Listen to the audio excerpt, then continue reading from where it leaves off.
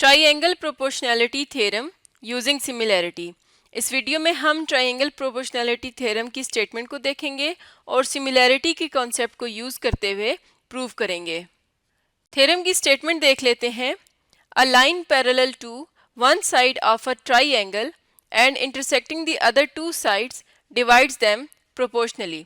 यानी कि अगर हमारे पास एक ट्राइएंगल है जिसको एक लाइन इस तरह से इंटरसेक्ट कर रही है कि वो ट्राइएंगल की एक साइड के पैरेलल है। मिसाल के तौर पर अगर हम इस ट्राइएंगल को नाम दे दें ए, बी और सी का, और साइड सी बी के पैरेलल इस तरह से एक लाइन पास कर रही है जो बाकी दोनों साइड्स को किसी न किसी पॉइंट पर इंटरसेक्ट कर रही है। इस लाइन को हम कह देते हैं एल, और जिस पॉइंट पर ये ए बी को इंटरसेक्ट करेगी इस पॉइंट को कह देंगे डी, और ए सी को जिस पॉइंट पर इंटरसेक्ट करेगी इस पॉइंट को कह देंगे ई। अब हमें ये गिवन है कि जो लाइन एल है ये पैरेलल है सी बी के, तो और ये दूसरी दो साइड्स को भी दो पॉइंट्स पर इंटरसेक्ट कर रही है। हमने ये प्रूव करना है that divides them proportionally. Proportionally का मतलब होता है विथ सेम रेशो, यानी कि जो बाकी दो साइड्स हैं ए बी और ए सी, इनकी जो डिवीजन हुई है, जैसे ए बी की डिवीजन हुई है ए डी से डी बी में, तो A D ratio D B equal होगी ए ई रेशो ई सी के। प्रोपोर्शनली का मतलब होता है सेम रेशो के साथ वो डिवाइड हुई हैं। तो पहले इस थ्योरम की स्टेटमेंट को देखते हुए गिवन लिखेंगे, फिर टू प्रूव और कंस्ट्रक्शन में देखेंगे कि क्या हम इस डायग्राम पे कोई कंस्ट्रक्शन कर सकते हैं थ्योरम की प्रूफ करने के लिए या नहीं। तो गिवन है एक triangle A B C, the line L is intersecting the sides A C and A B at points E and D respectively such that E D is parallel to C B. और prove ये करना है कि ratio of A D to D B is equal to ratio of A E to E C. तो to prove में लिखेंगे ratio of A D to D B is equal to ratio of A E to E C. इसके बाद हम ये देख लेते हैं कि क्या कोई कंस्ट्रक्शन हम कर सकते हैं। तो अगर हमने इस थ्योरम को सिमिलैरिटी से प्रूव करना है, तो सिमिलैरिटी का मतलब है कि हमने टू ट्राइएंगल्स को सेम प्रूव करना है। अब टू ट्राइएंगल्स की सिमिलैरिटी से क्या मुराद है? मिसाल के तौर पर हमारे पास दो ट्राइएंगल्स हैं, तो सिमिलैरिटी का मतलब है कि इनके जो कॉरस्पॉन्डिंग एंगल्स होते हैं ये सेम होते हैं। यानी कि ये जो दो एंगल्स हैं अगर इनको 1 और 2 कह दिया जाए और ये एंगल 3 और 4 कह दिया जाए, तो एंगल 1 और 2 बराबर होंगे, एंगल 3 और 4 बराबर होंगे। तो अगर कोई सी दो ट्राइएंगल्स हों जिनके तमाम एंगल्स आपस में बराबर हों तो वो सिमिलर होती हैं। सिमिलर होने का मतलब है कि इनकी जो कॉरस्पॉन्डिंग साइड्स की रेशो है वो सेम है। जैसे इस साइड की अगर हम रेशोज ले लें या लेंथ ले लें 2, 3 और 5, और ये साइड है 4, 6 और 10, तो इस साइड की रेशो इसके साथ 2 आएगी। इसी तरह 6 और 3 की रेशो लेंगे तो वो भी 2 आएगा, और 10/5 करेंगे तो वो भी 2 आएगा। यानी कि इनकी आपस में साइड्स की रेशो सेम होती है। तो इसलिए हम यहाँ पर देखते हैं कि हमारे पास कौन कौन सी ट्राइएंगल हैं। तो एक ये छोटी वाली ट्राइएंगल है ए ई डी, और एक ये बड़ी ट्राइएंगल है ए बी सी। तो इन दोनों ट्राइएंगल्स को हमने सिमिलर प्रूव करना है, और सिमिलर प्रूव करने के लिए हमने प्रूव करना है कि उनके एंगल्स सेम हैं। तो इसलिए हम इनके एंगल्स, जो ट्राइंगल ए ई डी है इसमें इस एंगल को नाम दे देते हैं 1 और ये एंगल कह देते हैं 2। इसी तरह से ए बी सी में एंगल सी को हम कह देते हैं एंगल नंबर 3 और बी को कह देते हैं एंगल नंबर 4। अब ये नंबरिंग हमने खुद से की है, तो इस स्टेप को हम कंस्ट्रक्शन में लिखेंगे। तो हम लिखेंगे label angles 1, 2, 3 and 4 as shown in the figure. तो अब इस तरह का टेबल बनाएंगे और इसमें स्टेटमेंट्स और रीज़न लिखकर हम थ्योरम को प्रूव करेंगे। तो फिगर पे आते हैं। तो इसमें अगर देखें तो इसकी साइड्स हैं जिनकी रेशो को हमने प्रूव करना है वो है ए सी और ए बी। और अगर साइड ए सी को देखा जाए तो ये जो साइड ए सी है इसमें ये एक ट्रांसवर्सल बनती है दो लाइंस पर जो कि पैरेलल हैं। जैसे कि हमें गिवन है कि ई डी और सी बी आपस में पैरेलल हैं, तो हम इस तरह से अगर इसको थोड़ा सा एक्सटेंड करें तो ये बिल्कुल एक ट्रांसवर्सल की तरह है जो दो पैरेलल लाइंस को इंटरसेक्ट कर रही है। तो जब भी कोई ट्रांसवर्सल दो पैरेलल लाइंस को इंटरसेक्ट करती है तो इसमें जो इस तरह से एंगल्स बनते हैं ये होते हैं कॉरस्पॉन्डिंग एंगल्स, और ये मेजरमेंट में बराबर होते हैं। यानी हम कह सकते हैं कि एंगल 1 और एंगल 3 आपस में कॉरस्पॉन्डिंग एंगल्स हैं और ये इक्वल होंगे क्योंकि ए सी एक ट्रांसवर्सल है ई डी और सी बी पर। तो हम यहाँ स्टेटमेंट्स में लिखेंगे AC is a transversal to ED and CB, so angle 1 is congruent to angle 3. ये कंग्रेंसी का साइन है, तो एंगल 1 और 3 कंग्रेंट है, यानी कि इनकी मेजरमेंट बराबर है, और रीज़न में लिखेंगे कि ये कॉरेस्पॉन्डिंग एंगल्स हैं। बिल्कुल इसी तरह अगर हम अब देखें दोबारा से, तो जो साइड ए बी है ये भी एक ट्रांसवर्सल बनती है।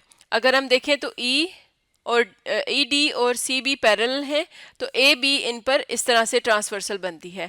तो अब जो कॉरेस्पॉन्डिंग एंगल्स हैं वो बनते हैं 2 और 4, तो हम कह सकते हैं कि एंगल 2 और 4 भी इक्वल हैं। तो ये स्टेप हम यहाँ लिखते हैं। हम लिखेंगे A B is another transversal to E D and C B, तो इसका मतलब है कि एंगल 2 भी कंग्रेंट होगा एंगल 4 से, और इसकी रीज़न होगी कॉरेस्पॉन्डिंग एंगल्स। तो हमने ये प्रूफ कर दिया कि ट्राइंगल ए ई डी और ट्राइंगल ए बी सी में इनके दो एंगल्स आपस में सेम हैं। अगर कोई भी ट्राइंगल्स के दो एंगल्स आपस में सेम हो तो वो ट्राइंगल्स आपस में सिमिलर होती हैं। तो ये बात हम लिखेंगे यहाँ पर स्टेटमेंट्स में। Triangle A B C is similar to triangle A D E, और रीज़न लिखेंगे two triangles are similar if their corresponding angles are congruent. तो हमारे पास है ट्राइंगल ए ई डी, इसको हम थोड़ा सा हाईलाइट कर लेते हैं, ए ई डी, और इसी तरह से दूसरी ट्राइंगल है ए बी सी। तो इन दोनों ट्राइंगल्स में कॉरेस्पॉन्डिंग एंगल्स यानी कि एंगल डी इक्वल है एंगल बी के, और एंगल ई इक्वल है एंगल सी के। ये कंग्रेंट हैं, तो ये दोनों ट्राइंगल्स आपस में सिमिलर होंगी। जब भी दो ट्राइंगल सिमिलर होती हैं तो हम उनकी साइड्स की एक रेशो डेवलप कर सकते हैं। यानी ये जो स्मॉलर ट्राइंगल है इसकी अगर एक साइड ली जाए ए ई, तो यहाँ पर हम लिख सकते हैं कि ए ई डिवाइडेड बाय जो इसकी बिगर साइड है वो है ए सी, ये इक्वल होगी जो ट्राइंगल्स छोटी ट्राइंगल है ए डी ई, इसकी जो स्मॉलर साइड है A D divided by triangle A B C की ये साइड ए बी, यानी कि इनकी जो कॉरेस्पॉन्डिंग साइड्स होती हैं उनकी रेशो आपस में बराबर होती है। तो हम यहाँ पर यही रेशो लिख लेंगे कि measurement of side A E divided by measurement of side A C equal है measurement of side A D divided by measurement of side A B. ये हमने रेशो डेवलप की है क्योंकि ये दो ट्राइंगल्स सिमिलर हैं, तो इसकी रीज़न लिख देंगे सिमिलैरिटी ऑफ ट्राइंगल्स। तो सिमिलैरिटी की वजह से हम ये रेशो लिख सकते हैं। तो अब अगर हम यहाँ पर देखें तो ये जो साइड ए सी है, यानी कि ये जो मेजरमेंट ऑफ ए सी, इसको अगर हम फिगर में जाकर देखें तो ए सी इक्वल है ए ई प्लस सी ई के। इसी तरह से ए बी इक्वल है A D plus D B के।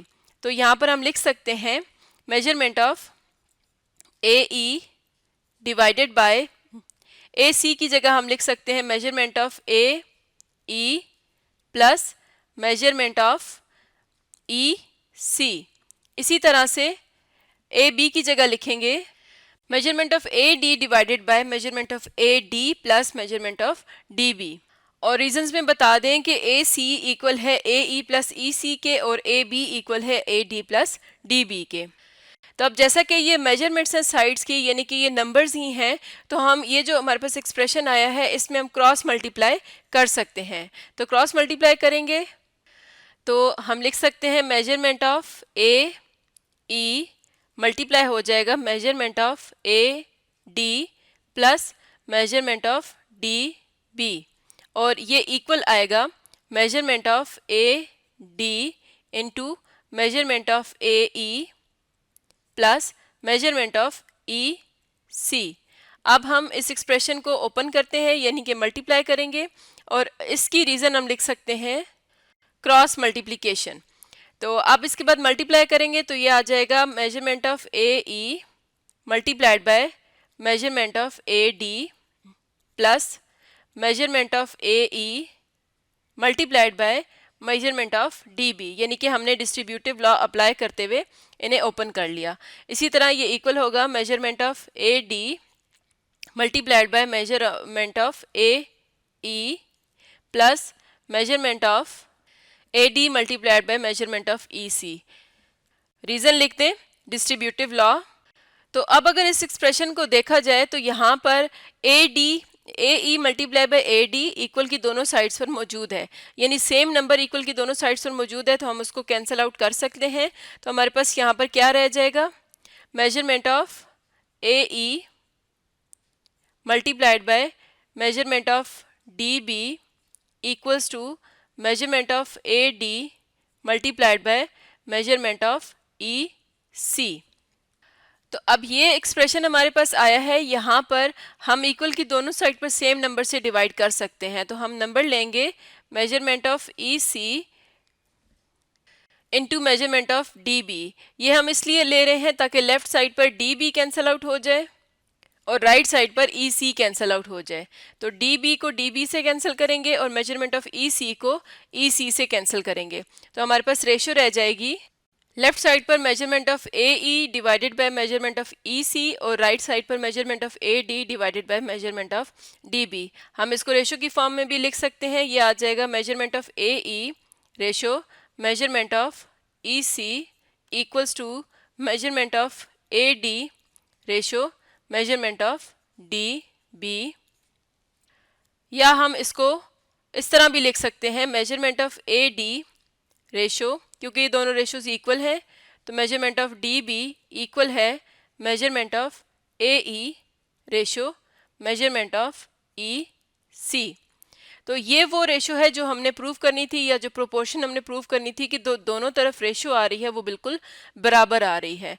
तो हम अगर जाकर देखें प्रूव में, तो यही रेशो थी जो प्रोपोर्शन थी जो हमने प्रूव करनी थी।